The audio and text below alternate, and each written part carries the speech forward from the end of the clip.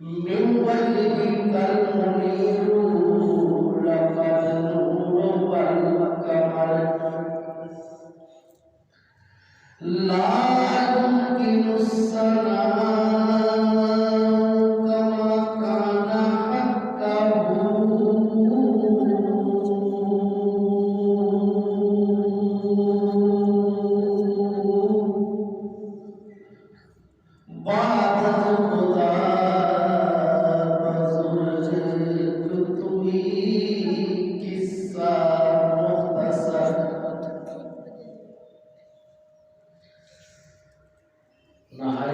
بعد خدا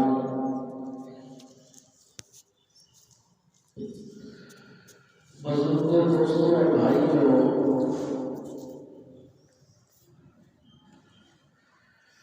اللہ رب العزت کی حمد و ثنا کے بعد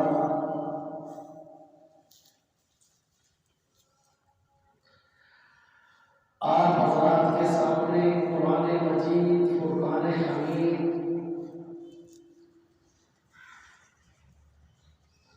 برہان رشید، اللہ تبارک و تعالیٰ کی سچی آخری لائق کتاب سے چند الفاظ تلاوت کرنے کا شرف حاصل کیا ہے۔ اللہ رب العزت سے دعا ہے کہ اللہ رب العزت مجھے حق بیان کرنے،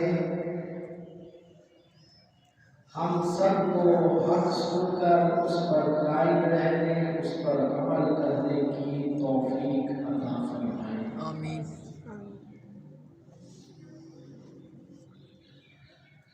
اللہ رب العزت قرآن حکیم کے اندر ارشاد فرماتے ہیں، قل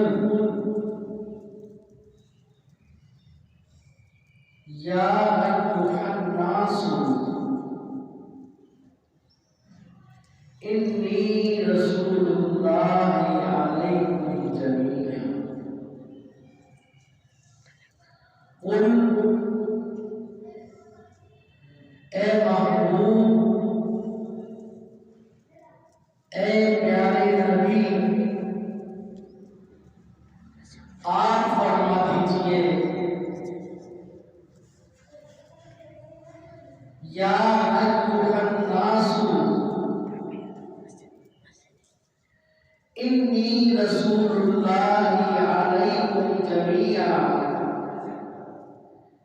اے محبوب آپ اعلان کر دیجئے، دنیا والوں کو بتا دیجئے کہ ہم نے آپ کو کائنات کی تمام مخلوق کے لیے رسول بنا کر بھیجا، انی رسول اللہ علیکم جمیعا، مشرق سے لے کر مغرب تک، شمال سے لے کر جنوب تک، زمین سے لے کر آسمانوں کی بلندیوں تک، کائنات کے اندر جو شے بھی موجود ہے، رب فرماتا ہے انی رسول اللہ علیکم جمیعا، کہ ہم نے اپنے محبوب کو ان تمام چیزوں کا رسول بنا کر بھیجا، کیونکہ اس حکم دینے کی ضرورت کیوں محسوس ہوئی؟ اس آیت کو نازل کرنے کا مقصد کیا تھا؟ اس آیت کی نزول کی ضرورت کیوں پیش آئی؟ علماء فرماتے ہیں، محدثین مفسرین فرماتے ہیں کریم علیہ السلام کی آمد سے قبل جتنے انبیاء کرام 1,24,000 کم و بیش پیغمبر دنیا میں بھیجے گئے، وہ پیغمبر کسی نہ کسی قوم کے لیے رسول بنا کر بھیجے گئے یا کسی نہ کسی مخصوص علاقے کے لیے رسول بنا کر بھیجے گئے۔ کسی نبی کے بارے میں اللہ نے یہ نہیں فرمایا کہ انی رسول اللہ علیکم جمیعا، کہ ہم نے تمہیں تمام کائنات کے لیے رسول بنا کر بھیجا۔ کوئی نبی کسی علاقے کے لیے نبی بنا کر بھیجا گیا، کسی نبی کو کسی خاص بستی کے لیے، کسی خاص قوم کے لیے رسول بنا کر بھیجا گیا، لیکن جب اپنے محبوب علیہ السلام کو دنیا میں بھیجا تو اللہ نے فرمایا حبیب پیارے، اب تجھے کسی خاص بستی کے لیے نہیں بھیجا جا رہا، تجھے خاص کسی قوم کے لیے نہیں بھیجا جا رہا، بلکہ یا ایھا الناس انی رسول اللہ علیکم جمیعا، اے محبوب تجھے ساری کائنات کے لیے رسول بنا کر بھیجا ہے۔ اور اے محبوب قل، تم خود اپنی زبان سے اعلان کر دے، اپنی رسالت کا اپنی زبان سے اعلان کر، قل یا ایھا الناس انی رسول اللہ علیکم جمیعا، اے محبوب تو اعلان کر کہ اللہ نے مجھے کائنات کی تمام مخلوق کے لیے رسول بنا کر بھیجا۔ میرے آقا ہندوؤں کے لیے رسول بن کر تشریف لائے، میرے آقا عیسائیوں کے لیے رسول بن کر تشریف لائے، میرے آقا کافروں کے لیے رسول بن کر تشریف لائے، میرے آقا مجوسیوں کے لیے رسول بن کر تشریف لائے، اور یہاں تک روایات کے اندر آتے ہیں کہ کائنات کے ذرے ذرے کے لیے میرے آقا درختوں کے رسول، میرے آقا پتھروں کے رسول، میرے آقا چہل پہل جنگل کے جانوروں کے رسول، کائنات کے ذرے ذرے کے رسول۔ لیکن اگر ہم غور کریں تو کائنات کے ذرے ذرے میں، جانوروں میں، درختوں میں، فرشتوں نے، جانوروں نے، چرند پرند، سب لوگوں نے میرے آقا کی رسالت کا اقرار کیا اور میرے آقا کی فرما برداری کی۔ اگر نافرمانی کی تو ہم انسانوں میں، ہم نبی کے کلمہ پڑھنے والوں نے آقا کی نافرمانی کی، ورنہ ہر چیز میں میرے آقا کی فرما برداری کی۔ جانوروں کو دیکھیں، میرے آقا جانوروں کے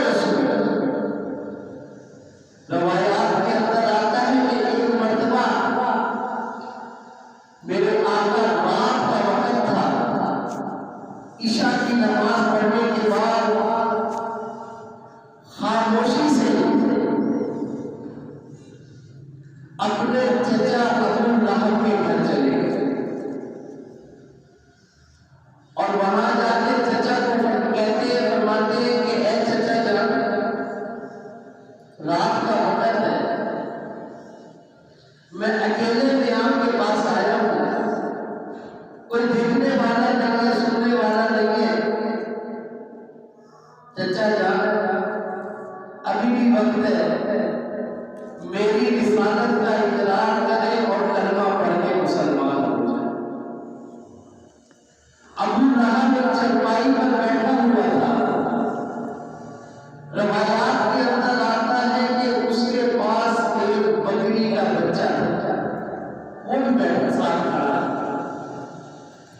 ابو لہب کہنے لگا کہ اے بھتیجے، ٹھیک ہے میں تیری رسالت کا اقرار بھی کروں گا، کلمہ پڑھ کر مسلمان بھی ہو جاؤں گا، لیکن اگر یہ بکری کا بچہ تیری رسالت کی گواہی دے اور یہ بکری کا بچہ تجھے نبی مانے تیری رسالت کی گواہی دے تو میں بھی کلمہ پڑھ کے مسلمان ہو جاتا ہوں۔ نبی کریم علیہ السلام نے اس بکری کے بچے کی طرف دیکھا اور اس کو اشارہ کر کے اپنے پاس بلایا۔ وہ بکری کا بچہ دوڑا دوڑا نبی کریم علیہ السلام کی بارگاہ میں حاضر ہوا اور نبی پاک نے وہ بکری کے بچے سے پوچھا کہ بتاؤ ہم کون ہیں؟ بس اللہ کے محبوب کا اتنا پوچھنا تھا کہ بکری کے بچے کو اللہ نے زبان عطا فرمائی اور بکری کے بچے کی زبان سے نکلا اشہد ان لا الہ الا اللہ و اشہد ان محمد رسول اللہ۔ سبحان اللہ۔ اس بکری کے بچے نے میرے آقا کی رسالت کی گواہی دی اور عرض کیا کہ یا رسول اللہ آپ اللہ کے رسول ہیں۔ ابو لہب مردود میں تھا تو نبی پاک کا چچا لیکن بڑا نام، اس نے جب نبی پاک علیہ السلام کے اس عظیم شان معجزے کو دیکھا تو کہنے لگا بھتیجے میں نے مکہ کے اندر تجھ سے بڑا جادوگر کوئی نہیں دیکھا، معاذ اللہ۔ اب تیرا جادو بکری کے بچوں پر بھی چلنے لگ گیا، تو بہت بڑا جادوگر ہے۔ وجہ کیا تھی؟ وجہ یہ تھی کہ اللہ نے ابو لہب کی قسمت میں ایمان کی دولت نہیں لکھی، ورنہ کئی ایسے صحابہ کرام تھے، مکہ کے کئی ایسے لوگ تھے جو نبی کریم علیہ السلام کے چہرے انور کو دیکھ کر مسلمان ہوئے۔ جب نبی کریم علیہ السلام مکہ سے ہجرت فرما کر مدینہ پہنچے تو اونٹنی پر سوار تھے، مدینہ کے بچے ہاتھوں کے اندر چھوٹی چھوٹی گھڑیاں لے کر یا رسول اللہ کے نعرے لگا رہے ہیں۔ ایک صحابی تھے جن کا نام تھا عبداللہ بن سلام رضی اللہ تعالیٰ، مسلمان نہیں ہوئے، مدینہ میں رہتے ہیں۔ عبداللہ بن سلام یہودیوں کے بہت بڑے عالم تھے، یہودیوں کے عالم تھے، یہودیوں کے مولوی تھے، تورات اور انجیل پڑھی ہوئی تھی۔ اپنے گھر کے اندر کے شور سنا، باہر نکلے، لوگوں سے پوچھا یہ شور کس کا ہے؟ لوگ کہنے لگے پتہ نہیں، آج مکہ سے نبی کے آخری فرمان تشریف لا رہے ہیں، اللہ کے محبوب آ رہے ہیں، یہ انہی کے استقبال کا شور ہے۔ مدینہ کے لوگ ان کا استقبال کر رہے ہیں، یا رسول اللہ کے نعرے لگا رہے ہیں۔ آپ کیونکہ یہودیوں کے بہت بڑے عالم تھے اور تورات کے اندر، انجیل کے اندر آپ نے نبی آخر الزمان کی نشانیاں پڑھی ہوئی کہ وہ کیسے ہوں گے، ان کا بولنے کا انداز کیا ہوگا، ان کا چہرہ کیسا ہوگا، ان کی قد کاٹ، ان کا رہن سہن کیسا ہوگا۔ حضرت عبداللہ بن عباس نے سوچا کہ ذرا میں بھی جب یہودی تھے، سوچا کہ میں بھی جاؤں، دیکھوں یہ جو مکہ سے شخص آ رہا ہے آخری نبی ہونے کا دعویٰ کر رہا ہے، ذرا میں بھی تو جا کر دیکھوں کہ جو نشانیاں تورات میں انجیل میں میں نے پڑھی ہیں آیا وہ نشانیاں ان میں موجود ہیں؟ اگر وہ نشانیاں ان میں موجود ہیں تو میں بھی کلمہ پڑھ کے مسلمان ہو جاؤں۔ تو عبداللہ بن سلام رضی اللہ تعالیٰ عنہ اس نیت سے اپنے گھر سے نکلے، چلتے چلتے مدینے سے باہر پہنچے، دیکھا سامنے سے نبی کریم علیہ السلام قافلے کی شکل میں اونٹنی پر سوار ہو کے تشریف لا رہے ہیں۔ عبداللہ بن سلام رضی اللہ تعالیٰ عنہ نے جیسے ہی نبی کریم علیہ السلام کے چہرے انور کی طرف دیکھا، فوراً نبی کریم علیہ السلام کی طرف دوڑے، اونٹنی کے نزدیک ہوئے، فرماتے چہرے کی کشش نے مجھے دیوانہ کر دیا۔ عبداللہ بن سلام فرماتے چہرے کی کشش نے مجھے دیوانہ کر دیا، مستانہ کر دیا کہ اتنا حسین چہرہ، اتنا نورانی چہرہ، اتنا پیارا چہرہ، فرماتے چہرہ دیکھ کر میں دیوانہ ہو گیا، مستانہ ہو گیا۔ میں نے سوچا کہ میں نبی پاک کے قریب جاتا ہوں اور ان کا پیارا کلام سنتا ہوں۔ آپ فرماتے چہرہ دیکھ کر تو میں دیوانہ ہو چکا تھا، میں دوڑا نبی کریم علیہ السلام کی اونٹنی کے نزدیک پہنچا۔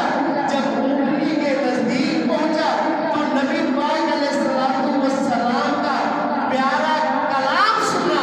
فرماتے عرض کرتے ہیں کہ چہرے کی کشش نے تو مجھے پہلے دیوانہ کر دیا تھا، جب آپ کا پیارا کلام سنا تو بے ساختہ میری زبان سے نکلا اشہد ان لا الہ الا اللہ و اشہد ان محمد رسول اللہ۔ سبحان اللہ۔ فرماتے میں نے کلمہ پڑھا اور مسلمان ہو گئے۔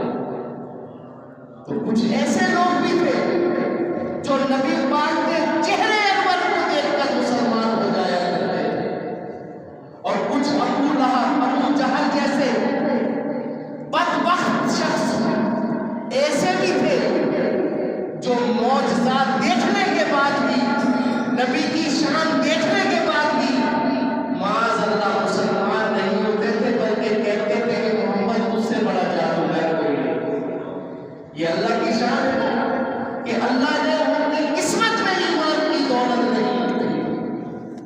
تو اس بکری نے جب میرے آقا کی رسالت کی گواہی دی تو ابو لہب کہنے لگا کہ محمد تجھ سے بڑا جادوگر میں نے نہیں دیکھا، کلمہ نہیں پڑھا، مسلمان نہیں ہوئے۔ تو پتہ چلا کہ میرے آقا بکریوں کے بھی رسول ہیں، میرے آقا جانوروں کے بھی رسول ہیں۔ انی رسول اللہ علیکم جمیعا، فرمایا محبوب میں نے ہم نے تمہیں پوری کائنات کے ذرے ذرے کے لیے رسول بنا دیا۔ انی رسول اللہ علیکم جمیعا، میرے آقا پتھروں کے رسول، میرے آقا پتھروں کے رسول ہیں۔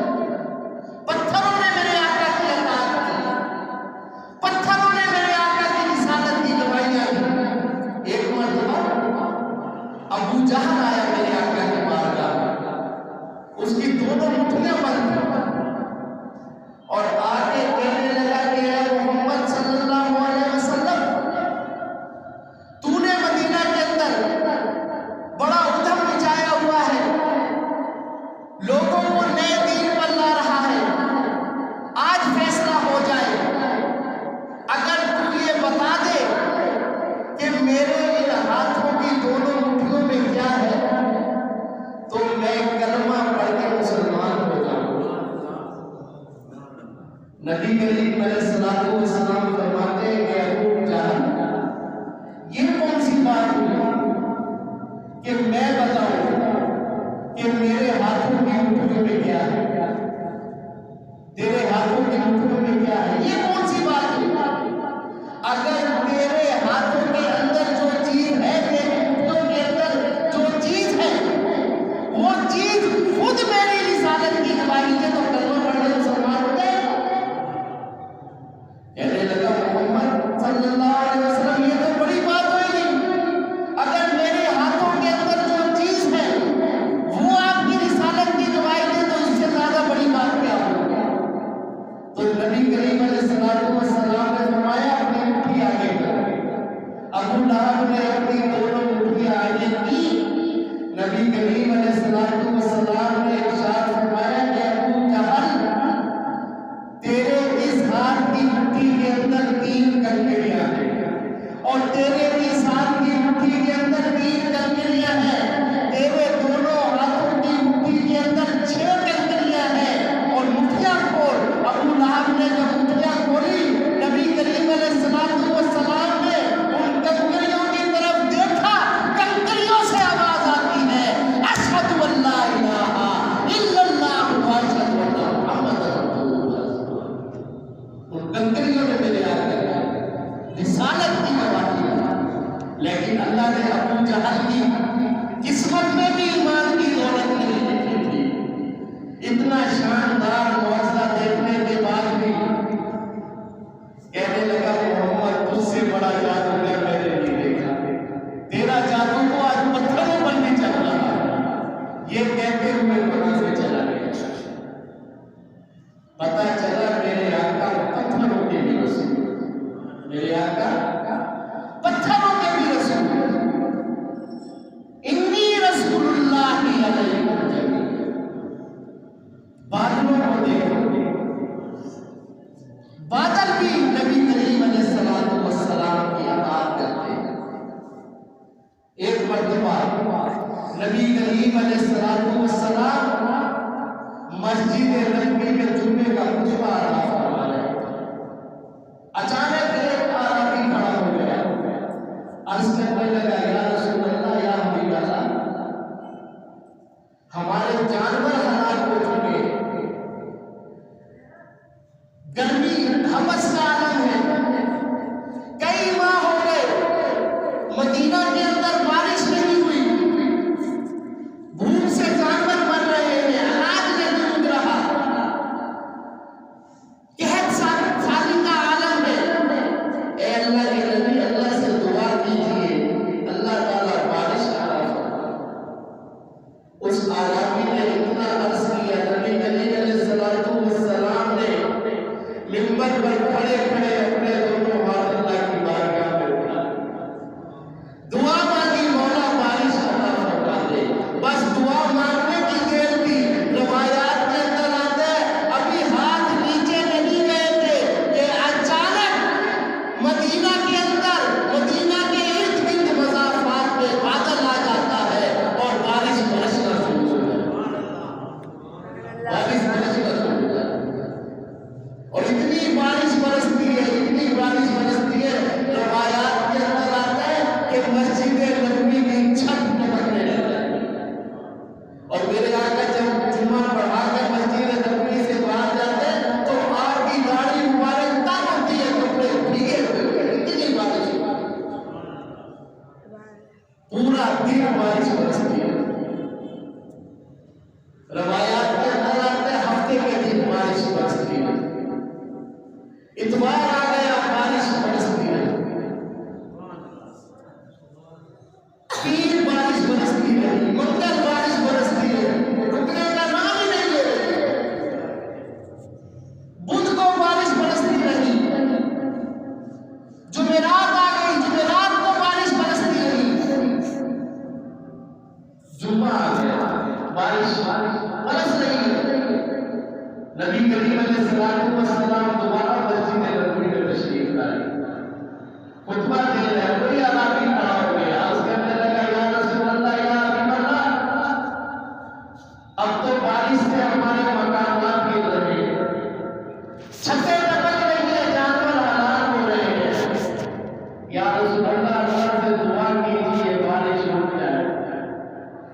کریم علیہ السلام نے منبر پر کھڑے ہو کر اسی وقت اپنے ہاتھوں میں دونوں ید اللہ نے ہاتھ آسمانوں میں بلند کیے، رب سے دعا مانگی، دعا مانگنے کی دیر تھی۔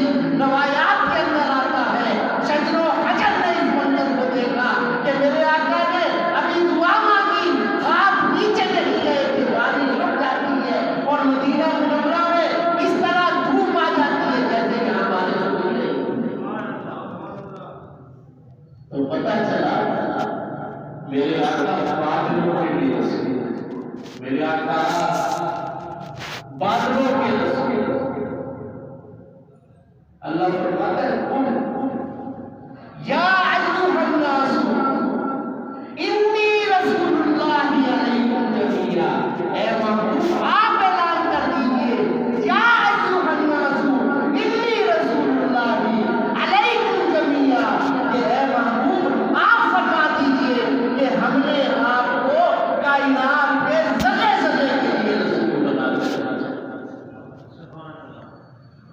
میرے آقا کائنات کے ذرے ذرے کے رسول اور ہر چیز میں میرے آقا کی کہا، میرے آقا درختوں کے رسول، میرے آقا درختوں کے رسول۔ ایک مرتبہ مدینہ منورہ سے باہر جا کے ایک مکان پر پڑاؤ کیا، ایک آرامی آ گیا میرے آقا کی بارگاہ میں، عرض کرنے لگا یا رسول اللہ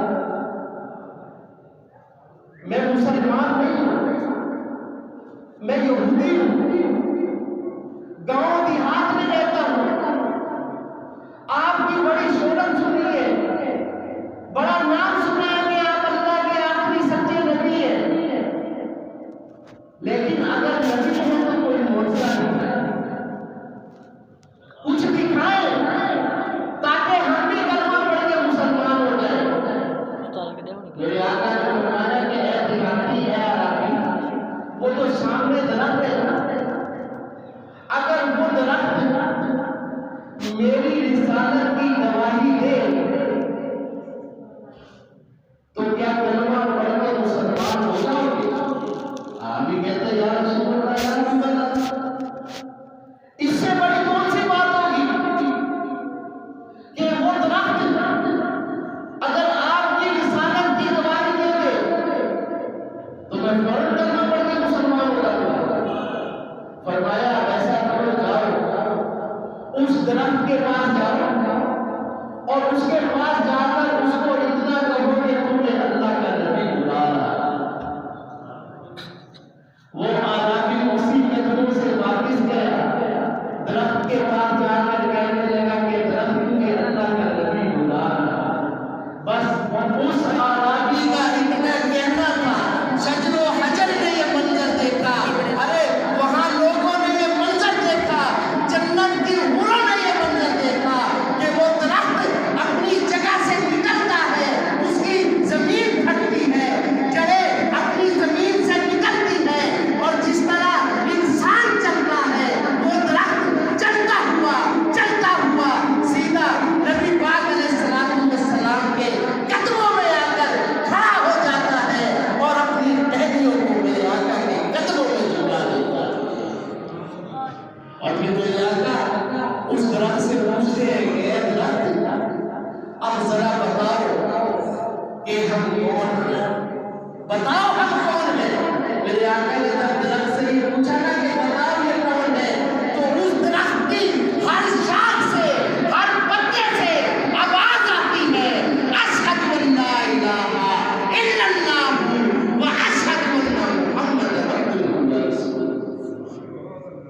ادھر پتے سے آواز آتی ہے، ادھر وہ عربی کلمہ پڑھتا ہے، اشہد ان لا الہ الا اللہ و اشہد ان محمد عبدہ و رسولہ۔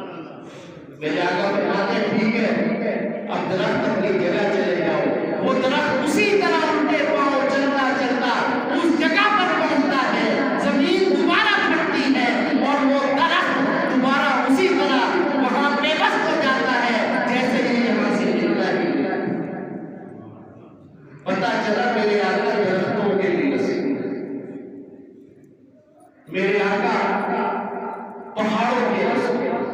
میرے آقا پہاڑوں کے رسول ایک مرتبہ نبی کریم علیہ السلام احد پہاڑ پر تشریف لے. جو حاجی لوگ جاتے ہیں انہوں نے دیکھا ہوگا پہاڑ. نبی کریم علیہ السلام احد پہاڑ پر تشریف لے. نبی پاک علیہ السلام کے ساتھ حضرت ابو بکر بھی موجود تھے, حضرت عمر فاروق رضی اللہ تعالیٰ عنہ بھی موجود تھے, اور حضرت عثمان غنی بھی موجود تھے, اور نبی پاک بھی موجود تھے. حضرت علی رضی اللہ تعالیٰ عنہ موجود نہیں تھے. 3 صحابہ تھے اور 2 تھے نبی پاک. احد پہاڑ پر تشریف لے. جب آپ احد پہاڑ پر پہنچے تو آپ کو دیکھ کر اپنے اوپر بہت پہاڑ نے جب دیکھا کہ میرے اوپر ایک نبی اور 3 صحابی موجود ہیں, اس کے اوپر وجب طاری ہو گئی اور اس نے ہلنا شروع کر دیا. جیسے زلزلہ آتا وہ اور پہاڑ خوشی سے ہلنے لگا, جھومنے لگا. نبی کریم علیہ السلام نے جب اس اور پہاڑ کو خوشی سے جھومتے دیکھا, اس کو ہلتے دیکھا, تو نبی پاک علیہ السلام نے اپنے سیدھے پاؤں کی ٹھوکر اس پہاڑ پر ماری اور اس پہاڑ کو فرمایا کہ اے پہاڑ ساکت ہو جا, رک جا, شوقی کرتا ہے, خبردار ہلنا بند کر. تجھے پتہ نہیں ہے میرے اوپر ایک نبی, ایک صدیق اور 2 شہید موجود ہیں. شوقی کرتا ہے. اس پہاڑ کو آپ نے ٹھوکر ماری اور ٹھوکر مار کر کہا خبردار, چھوٹی کرتا ہے, ہلنا بند کر. تجھے پتہ نہیں ہے تیرے اوپر ایک نبی, ایک صدیق اور 2 شہید موجود ہیں. نبی پاک نے ٹھوکر ماری, پہاڑ اپنی جگہ رک ساکت ہو گئے. اور روایات کے اندر آتا ہے علماء نے پڑھا اور گوگل پہ سرچ کیا کہ جب سے نبی پاک نے اس پہاڑ پر ٹھوکر ماری, بہت پہاڑ ساکت ہوا, اس کے بعد سے آپ بھی گوگل پر سرچ کر لیں, آج تک دنیا کے اندر زلزلے آئے, مدینہ کے اندر, مکہ کے اندر, عرب کے اندر زلزلے آئے, لیکن اس احد پہاڑ پہ آج تک زلزلہ نہیں آیا. وہ ساکت کا ساکت رکا ہوا. اسی لیے ہم سنوں میں امام فرماتے ایک ٹھوکر میں احد کا زلزلہ جاتا رہا, ایک ٹھوکر میں احد کا زلزلہ جاتا رہا, ایک ٹھوکر میں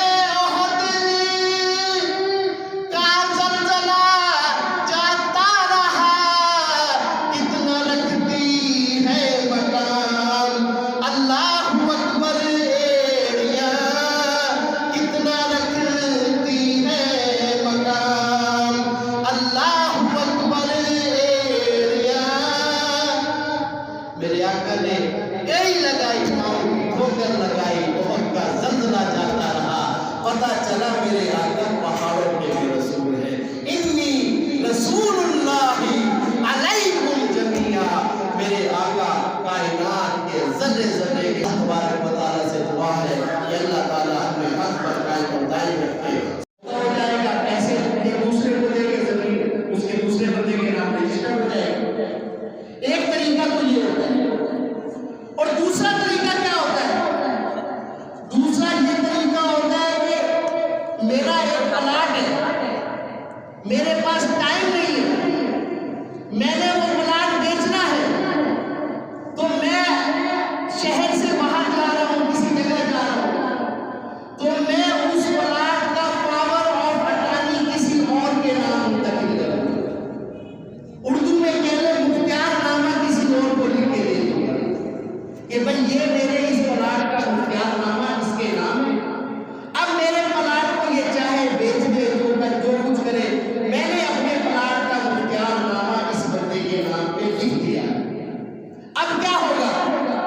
کہ میں گھر بیٹھا ہوں، اصل مالک گھر بیٹھا رہتا ہے۔ اب جس کے نام اختیار نامہ لکھا ہوتا ہے وہی عدالت جاتا ہے، وہی پیسے لیتا ہے، وہی تحصیلدار کے سامنے بیان دیتا ہے، اور سب کچھ سائن بھی وہی مختار ہے، جس کے نام پر اختیار نامہ لکھا ہوتا ہے وہی کرتا ہے، اور اس طرح زمین کا سودا ہو جاتا ہے۔ اصل مالک جو ہے وہ گھر بیٹھا رہتا ہے، لیکن جس کے نام اختیار نامہ لکھا ہوتا ہے وہ اس پلاٹ کو فروخت کر دیتا ہے۔ یہ دوسرا طریقہ ہے۔ تو بات سمجھنے اور سمجھانے کے لیے کی تھی۔ اللہ رب العزت نے یہ کائنات بنائی، اس کائنات کا اختیار نامہ اپنے محبوب علیہ السلام کے نام لکھ کر اپنے محبوب کو دنیا میں محبوب بنا دیا، اور فرمایا محبوب یہ کائنات میری ہے، یہ شریعت میری ہے، لیکن تو میرا مختار کل نبی ہے، اب تیرا بولنا، میرا بولنا، تیرا حکم ماننا، میرا حکم ماننا، تیرا آرڈر کرنا، میں خدا کا اقرار کرنا سمجھا جائے۔ اللہ رب العزت نے اپنے محبوب کو مختار کل نبی بنا کر دنیا میں بھیجا، جو ختم نبوت والے اختیارات کے سارے اختیارات اپنے محبوب کو دنیا میں دے کر دنیا میں محفوظ فرمایا، اور فرمایا محبوب یہ شریعت میری ہے، یہ دنیا میری ہے، لیکن میں نے تجھے اپنا مختار کل نبی بنا کر دنیا میں بھیجا ہے، اب تیرا آرڈر کرنا، میں خدا کا اختیار کرنا سمجھا جائے۔ بخاری کے اندر حدیث پاک ہے، عشاء کی نماز کا وقت کب شروع ہوتا ہے؟ تقریباً آج کل کا دور تقریباً 7 بجے، پونے 7 بجے عشاء کی نماز کا وقت شروع ہو جاتا ہے۔ لیکن اگر میں کہوں آج سے آپ کو کہوں کہ یار راتیں لمبی ہیں، ایسا کرتے ہیں عشاء کی نماز کا وقت جو ہے آدھی رات کے بعد شروع ہوتا ہے، آدھی رات کے بعد عشاء کی نماز کا وقت شروع کر دیتے ہیں، آپ کا یہ بات مانیں گے؟ آپ کہیں گے مولانا صاحب اپنی اوقات میں رہو، آپ کون ہوتے نماز کے ٹائم ٹیبلوں کو چینج کرنے والے؟ آپ کے پاس یہ اختیار کہاں سے آ گیا؟ اللہ نے نمازوں کے ٹائم مقرر کر دیے ہیں، آپ ان میں رد و بدل کیسے کر سکتے ہو؟ میں چینج نہیں کر سکتا۔ کوئی مولوی، کوئی محدث، کوئی عالم، کوئی شیخ الحدیث نمازوں کے ٹائم میں رد و بدل نہیں کر سکتا، لیکن میرے محبوب کا اختیار دیکھو، میرے محبوب کو اللہ نے بااختیار نبی بنا کر بھیجا۔ بخاری کے اندر حدیث پاک موجود، مشکات شریف کے اندر حدیث پاک موجود، نبی کریم علیہ السلام نے ارشاد فرمایا کہ مجھے اگر اپنی امت کی تکلیف کا ڈر نہ ہوتا تو میں عشاء کی نماز کا وقت آدھی رات کے بعد سے شروع کرتا۔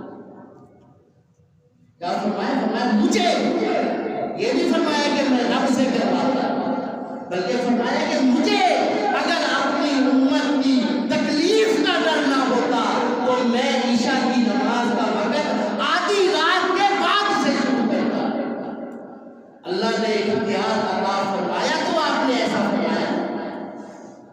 لوگ کہتے ہیں نبی کو اختیار نہیں۔ ایک شخص آیا میرے آقا کی بارگاہ میں، اختیارات مصطفیٰ کی جھلک دیکھو، ایک شخص آیا میرے آقا کی بارگاہ میں، نون کافر تھا، مسلمان نہیں ہوا، عرض کرنے لگا کہ اے اللہ کے نبی، اگر میں مسلمان ہونا چاہوں تو مجھے کیا کرنا پڑے گا؟ آپ کے طریقے سے آپ کو بتائیں اس بندے کو۔ اس بندے نے کہنے لگا کہ یا اللہ کے نبی، باقی تو ساری باتیں ٹھیک ہے، باقی تو ساری باتیں ٹھیک ہے، لیکن میں بڑا کاروباری بنتا ہوں، بڑا مصروف بنتا ہوں، میرے پاس ٹائم نہیں ہوتا یہ نمازیں پڑھنے کا، میرے پاس تو صرف 2 نمازیں پڑھنے کا ٹائم ہوتا ہے۔ اگر 2 نمازیں میری قبول ہو تو مجھے کلمہ پڑھا کے مسلمان کر دو۔ اب میرے پاس کوئی بندہ آئے تو میں تو یہ کہوں گا کہ اگر مسلمان ہونا ہے تو 5 نمازیں تو پڑھنی پڑے گی۔ کیا مجھے اختیار ہے نماز معاف کرنے کا؟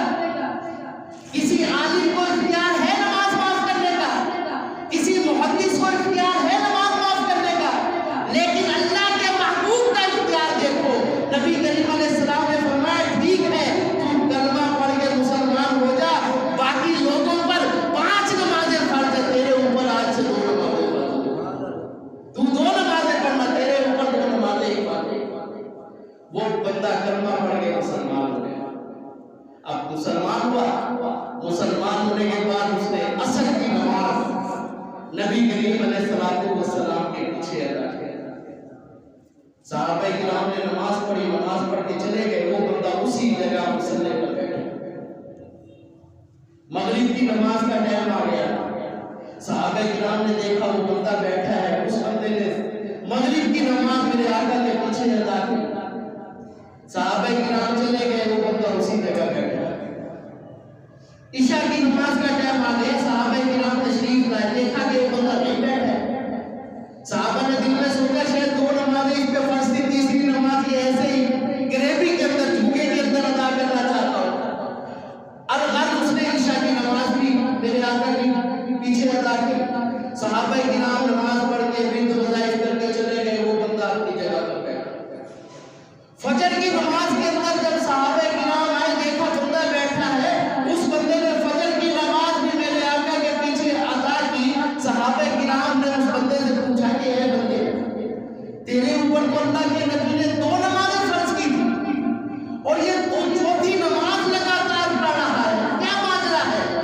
तो वो बंदा अर्ज करता है कि ऐ सहाबा किराम, ठीक है, मेरे ऊपर अल्लाह के नबी ने दो नमाजें फर्ज की थी, लेकिन जब मैंने अल्लाह के नबी के पीछे नमाज़े असर अदा की है, उस नमाज के अंदर मुझे इतना मजा आया है, इतना लुत्फ आया है, अब मेरे यहाँ एक और दो का सवाल नहीं है। मेरा दिल करता है कि मेरा नबी नमाजें पढ़ाता जाए और मैं पढ़ता चला जाऊँ। अब हमारे यहाँ एक और दो का सवाल नहीं है। तो मेरे दोस्तों और बुजुर्गों, अल्लाह फरमाता है मैं युतीअ रसूला फक़द अता अल्लाह, जिसने रसूल की अताअत की उसने अल्लाह की अताअत की। तो अल्लाह तबारक व तआला से दुआ है कि अल्लाह ताला हमें हक पर कायम रखे। वमा अलैना इल्लल बलाग।